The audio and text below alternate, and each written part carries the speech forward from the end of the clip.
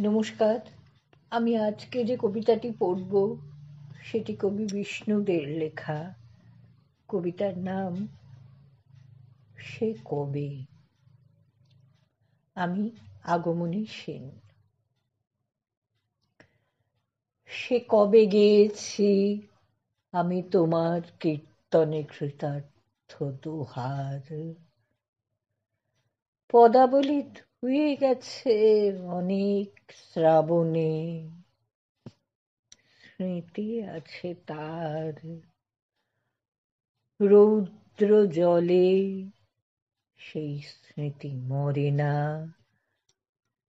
আয়ু যে দুরন্ত লোহার, শুধু লেগে আছে মনের ব্যথার স্নায়ুতে। মূর্ছের বাহার। নমস্কার।